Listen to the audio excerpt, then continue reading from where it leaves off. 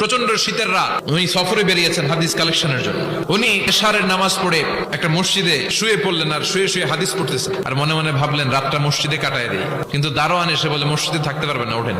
উনি যে আহমদ ইবনে হাম্বল এটা চিনে নাই, কি করবে এখন? উনি কাঁথা গুছিয়ে হাদিসের কিতাব নিয়ে তাদের মধ্যে ব্যাগ নিয়ে মসজিদ থেকে বের হয়ে গেলেন। কি আর করবেন, প্রচন্ড শীত, আর কাঁপতেছেন বুড়ো মানুষ। পথিমধ্যে দেখলেন বাজার একজন খাব্বাস যুবক রুটি বিক্রেতা চুলার মধ্যে রুটি শেখে। সে যে সালাম দিল, আসসালামু আলাইকুম। যুবক বলে ওয়ালাইকুম আসসালাম। আহমদ ইবনে হাম্বল বলে, যুবক আমার যাওয়ার জায়গা নেই, সফরে বেরিয়েছি, খুব শীতে কষ্ট পাচ্ছি, রাতে যদি তোমার এই চুলা থেকে একটু আগুন পোহাই কোনো সমস্যা? যুবক বলে, না না সমস্যা না, আহলান ওয়া সাহলান, খোশ আমদেদ, আসেন আসেন, আপনি আগুন পোহাইলে আমার সমস্যা কি? আল্লাহ শুকরিয়া করে উনি বসলেন আর আগুন পোহাচ্ছেন। আর খেয়াল করলেন যুবক রুটি বানায় আর পরে আস্তাগফিরুল্লাহ, রুটির দলা বানায় পরে আস্তাগফিরুল্লাহ, রুটি নিয়ে উনুনের ভিতরে চুলার ভিতরে সেকা দেয় আর পরে আস্তাগফিরুল্লাহ। ইমাম আহমদ ইবনে হাম্বল তো অবাক, কি রে এটা আবার কেমন যুবক, খালি আস্তাগফিরুল্লাহ। উনি প্রশ্ন করলেন, যুবক ঘটনা কি? আসার পর থেকেই তোমার দেখতেছি তুমি রুটি বানাও, রুটি বিক্রি করো আর পড়ো আস্তাগফিরুল্লাহ।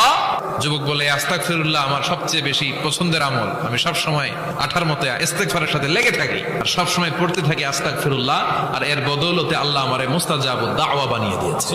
আহমদ ইবনে হাম্বল তো অবাক, তুমি মুস্তাজাবুদ দাওয়া, রুটিওয়ালা? আমি এত বছর হাদিস পড়াই, আমিও তো মুস্তাজাবুদ দাওয়া না, তুমি দোয়া করলে সব কবুল হয়ে যায়? যুবক বলে, না আনা মুস্তাজাবুদ দাওয়া, আমি আমার জীবনে যত দোয়া করেছি কবুল করে নিয়েছে কে? সব দোয়া কবুল করে নিয়েছে আল্লাহ, একটা দোয়া ছাড়া। কি সেই দোয়া? যুবক এবার বলতে শুরু করলো, আমার জীবনে যে দোয়াটা আল্লাহ কবুল করে নাই সেটা হচ্ছে আমি আল্লাহর কাছে অনেক চেয়েছি, অনেক দোয়া করেছি, যে আল্লাহ শুনেছি এই জামানার সবচেয়ে বড় মুহাদ্দিস, তার নাম নাকি ইমাম আহমদ ইবনে হাম্বল।